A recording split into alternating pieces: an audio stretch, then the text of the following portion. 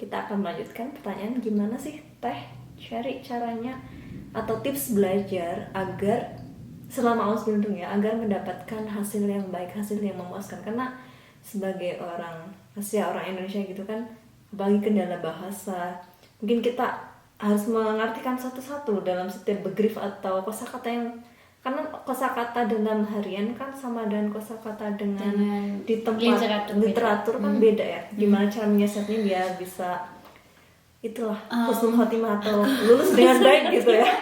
Amin. Gini ya, aku dulu ini aja ya menurut aku dari pengalaman aku aja. Jadi aku setelah pulang sekolah biasanya aku mengulang lagi apa yang di sekolah itu yang aku nggak ngerti gitu loh. Terus aku tanya ke suamiku karena suamiku kan emang orang Jerman. Terus aku bayangin apa itu di Indonesia, apa itu di zum Beispiel apa itu trombose di Indonesia ya. Aku dulu nggak tahu trombose itu apa kan, ya. Kalau itu kan harus buka ini dulu. Jadi menurut aku untuk orang yang nggak tahu sih, ini cara belajar orang kan beda-beda. Ini dari aku aja nih. Jadi aku selalu mengimajinasikan kosakata itu dengan apa yang ada di Indonesia gitu loh. Jadi dari situ aku paham, aku nyambung dengan apa yang mereka bicarakan gitu. Karena walaupun apa ya, terkadang kita salah satu tema di sekolah itu nyambung juga apa dengan apa yang ada dengan apa yang pernah kita temui di tiap hari gitu loh, di keseharian kita. Nah dari situ aku belajar, habis pulang sekolah itu belajar lagi, ke bed lagi itu buku. Jadi nggak boleh malas-malasan. Kalau males beneran deh, aku merasa tertinggal, aku merasa nggak bisa ngikutin, itu merasa sedih sendiri gitu, miris. Mungkin untuk orang lain cukup lah kalau ngerti doang. Nah kalau aku emang orangnya itu ambisinya gede gitu. Jadi bagus ya tapi ya itu stres sendiri sih nantinya. Genau. So, terus apalagi? Jadi jangan kalau pulang dari Ausbildung dibuka lagi bukunya. Walaupun itu cuma 10 menit gitu loh. Walaupun kamu nggak ada waktu banget gitu. Tapi cobalah buka lagi, atau enggak kalau kamu sorenya nggak ada waktu ya udah pagi-paginya sebelum berangkat atau pas lagi di OTW gitu kan. Di Uban kita kan bisa baca-baca lagi. Dan terkadang guru-guru di Jerman itu, aku harus kasih tahu nih, mereka tuh bikin kuis gitu loh. Jadi apalagi guru anatomi itu selalu ngetes kita gitu loh. Apa yang kita pelajari kemarin itu nyampe nggak di otak kita, masih ingat nggak kita, kayak gitu. Jadi mereka tuh aku tuh pasti tahu kalau ada anatomi pasti ada kuis nih kayak gitu. Iya. Jadi pas giliran aku suruh jawab aku nggak bisa gitu, itu kan berabe banget loh gitu.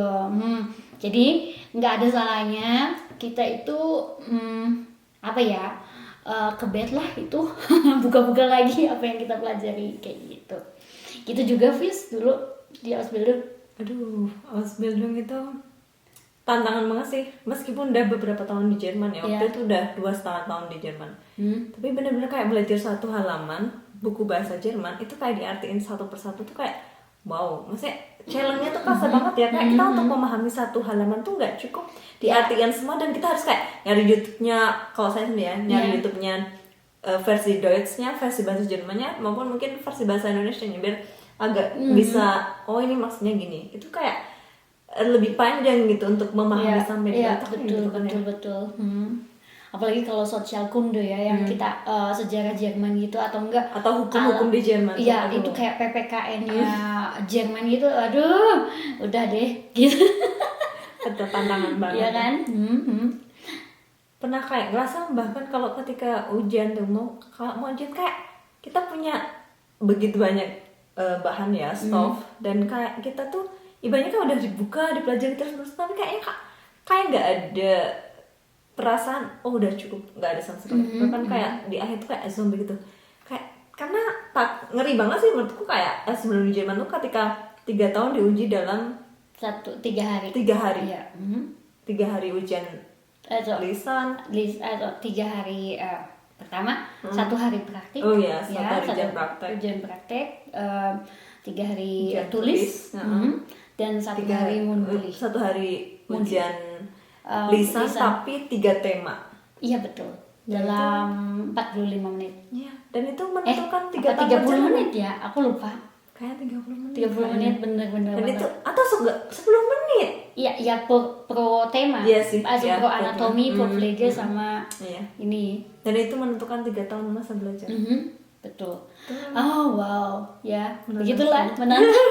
Kita udah Flashback untuk kita udah selesai ya. Jadi tetap bau banget lah. Jadi Iya. berat juga sih. Iya sih, nggak gampang. Nggak gampang. Pokoknya aku salut banget sama adik-adik atau sama pokoknya sama semuanya yang ambil keputusan Ausbildung di sini atau kuliah di sini atau apa, respect pokoknya karena itu nggak gampang, beneran. Betul. Nangis darah deh. Dan kita tuh kayak namanya Ausbildung ya, kita kan harus selain sekolah kita harus bekerja. Betul. Dan kita harus bekerja pun kita 3 shift. Betul. Dan kita harus mengkondisikan tubuh kita untuk fit untuk itu semua. Betul. Itu tantangannya. Itu tantangannya yang luar biasa. Ya. Waktu gini bisa ceritain nggak Teh yang awal dari pertama kerja gitu, pernah atau mungkin pernah mencoba bangsal mana aja, kerja di bangsal mana aja, dan apa ya, di setiap ini apa aja kejadian-kejadian yang mengesankan yang pernah ketemu di situ, yang nggak terlupa, mungkin ada kisah di situ yang nggak terlupa gitu. Dan apa yang nggak terlupa? Aduh, di mana? Mungkin waktu di bangsal apa gitu, ada kisah ini yang nggak terlupa sama sekali dan bisa diambil ininya sampai sekarang. Oh ini di bangsal yang sekarang contohnya. Iya. Di Jerman ini emang benar-benar personal note ya. Jadi kayak Waktu kekurangan perawat banget. Dan di situ aku tuh baru hari itu datang hari pertama kerja. Biasanya kan dibimbing ya. Nah aku udah hampir jalan sendiri. Hari kedua karena emang itu nggak ada personal, mau nggak mau aku bilang aku harus belajar berjalan sendiri. Tapi kalau aku ada pertanyaan, tolonglah kolega itu harus bantu aku kayak gitu. Jadi biasanya kan kalau kita baru di divisi baru atau di bangsal baru itu biasanya kita tuh dibimbing 1 sampai 2 bulan lah kalau yang stasiun biasa. Tapi kalau tempatnya Nafis di emergency room itu kan beda lagi. Nah di situ 2 hari kerja udah langsung jalan sendiri, bayangin.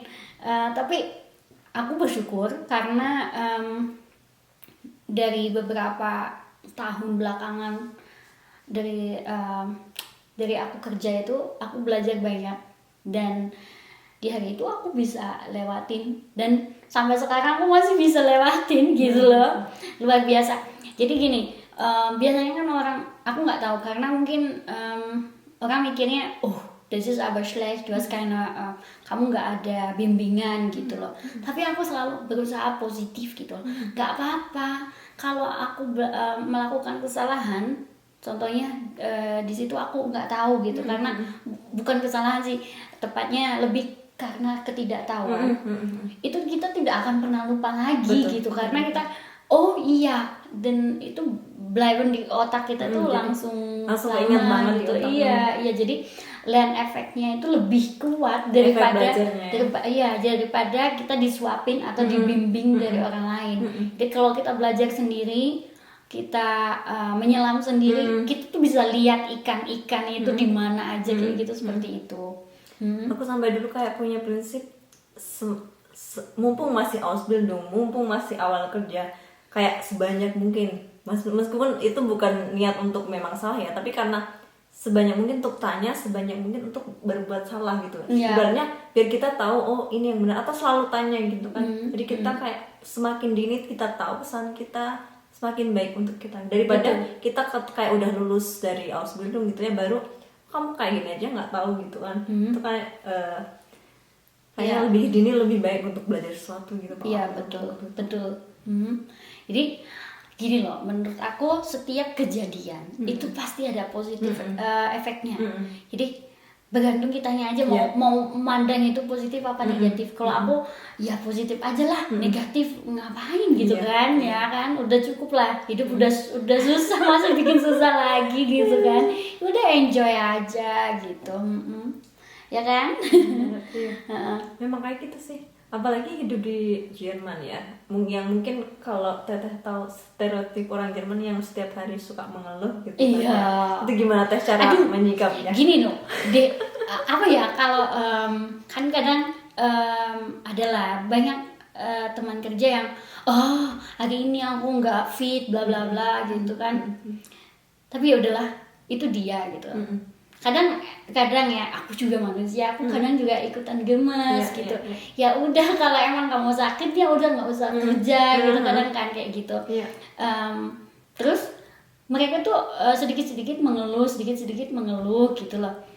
Tapi untungnya kita dulu apa ya, di Indonesia setidaknya kita disuruh belajar mawas diri tau kan, introspeksi diri atau apa, atau selalu bersyukur, atau enggak ini kalau orang Jawa selalu untung, misalkan ini apapun itu ada untungnya.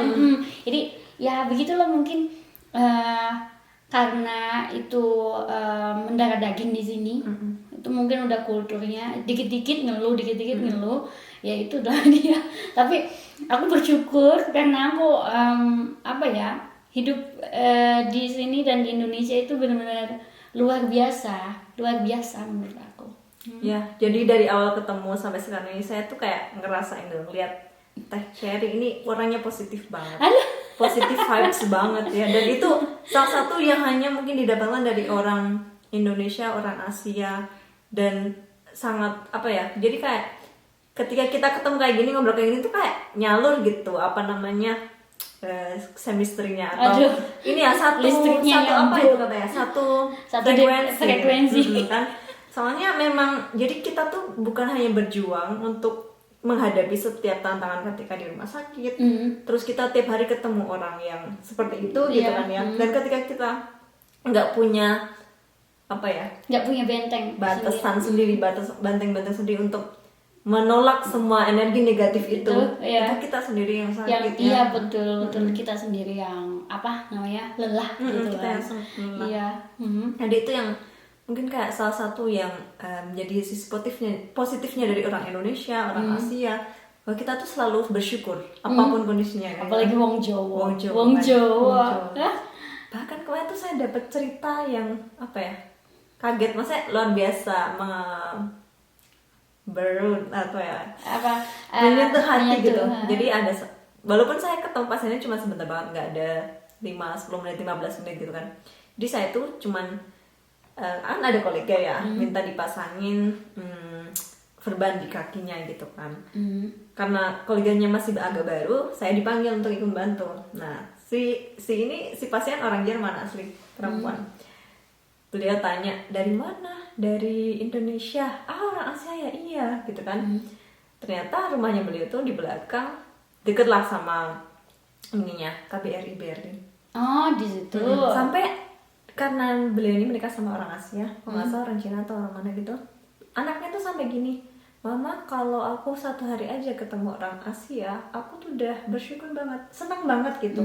Aku sampai wow gitu. Itu cerita yang nggak cuman kayak kita kalau setiap hari merasakan, tapi ternyata ada juga positif efeknya untuk orang lain gitu. Ada yang merasakan yang kayak gitu juga gitu. Jadi ya memang seperti itu, karena kita kayak beda spirit hidupnya ya. Ya kan? Iya sih, beda spirit kan. Ya kalau apa ya, Dik, menurut aku gini, kalau kita bandingin kerjaan kita emang berat di sini, emang berat ya. Apa namanya, menjaga orang itu sebagai perawat, apalagi tanggung jawabnya gede, itu kan tanggungannya nyawa ya, tanggung jawabnya itu nyawa orang ya, gitu kan. Tapi kita bersyukur aja kita punya kerjaan, gitu, tiap hari kita punya rutinitas, gitu, itu bersyukur banget. Dan ingat loh, walaupun jauh tempat kerja kita atau deket itu itu rezeki kita gitu. Itu loh. Ingetnya di situ aja. Jadi Betul. kayak positif aja lah gitu. Ya kan? Itu sih yang menarik gitu ya. Menarik, Dari iya. salah satu yang baru mungkin kita sadar dari ketika kita di Jerman gitu kan. Sebenarnya kita nggak pernah tahu ya kalau Iya. mungkin kita Iya. masih di Indonesia gitu kan. Iya, betul. Ya. Iya kan? Aduh, iya sih benar. Jadi ya memang ada sisi-sisi kayak gitu. Ini terus apa lagi teh? Contoh-contoh lain yang Apa? tidak terlupakan tadi dari mungkin ketika bekerja di mana gitu. Ada pengalaman-pengalaman yang sampai sekarang pasti teringat dan untuk Gini loh, atau waktu bisa dulu diceritakan lagi. di dialis itu benar-benar stres banget, stres. Kamu pegang 6 sampai 8 pasien dialis Oke. dan semuanya itu datang bersamaan dan mereka itu pengennya langsung Iya. ditanganin gitu. Dan itu benar-benar yang sangat, menurut aku sangat stres sih. Tapi dari situ itu stres sih. Aku ingatnya kalau sekarang kerja stres, aku ingatnya dulu aku kerja di dialis lebih stres lagi. Kayak gitu. Jadi kayak udah ada latihannya sebelumnya gitu. Kamu nggak boleh ngeluh. Kamu udah ngelewatin yang lebih kritis, lebih berat gitu loh. Kalau sekarang itu nggak ada apa-apanya dibanding yang lain. Kayak gitu. Betul seperti banget itu. Jadi kayak kita uji kekuatan kita sebelumnya. Iya. Jadi kayak apa ya? Kayak lebih prepare sebelumnya gitu loh.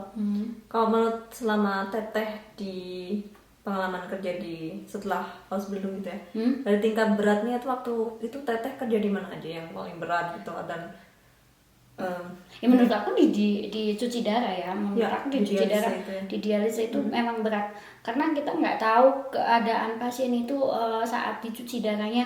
Kan kadang ada yang instabil juga sampai kolaps kayak gitu, atau enggak ada kendala dengan sang atau enggak kendala dengan katedanya. Kalau katedanya kena kita kan harus kerja steril, kita nggak boleh ada udara yang masuk ke katedra segala macem, dan kita pun pokoknya harus banyak di kontrol gitu loh.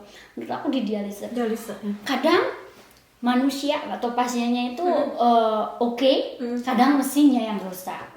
Jadi kadang kita tuh ya Allah semoga hari ini lancar aja gitu. Nggak ada pasien yang kritis, nggak ada mesin yang kritis kayak gitu. Tapi kalau yang sekarang sih oke aja gitu. Interesting. Itu loh kalau kerja kita dengan mesin dan manusia. Jadi kadang yang mogok mesinnya, kadang mogok manusianya. Interesting sekali. Terus nih teh, sebelum kita tutup obrolan yang campur aduk dari awal tadi, apa nih pesan-pesan atau kata-kata penyemangat atau mungkin moto hidup teteh yang mungkin bisa dibagikan ke teman-teman yang biar semakin semangat ke Jerman, biar semakin kuat berjuang. Iya, gitu kan. motonya klasik aja sih.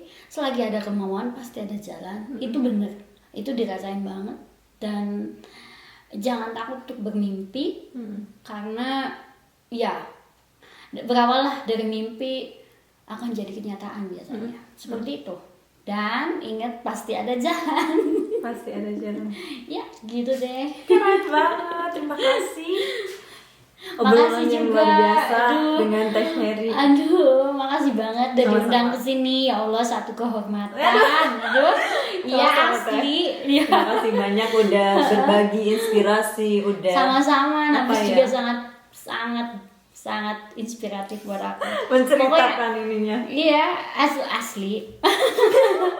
Oke, teman-teman, terima kasih sudah menyimak Iya. obrolan kami di Perawan di Jerman ini. Semoga teman-teman yang terinspirasi untuk segera ke Jerman bisa semakin bersemangat, bisa belajar semakin rajin Iya. untuk bisa nyusul kita di sini. Amin. Semangat berjuang. Kami tunggu di sini ya. Kami tunggu. Ciao.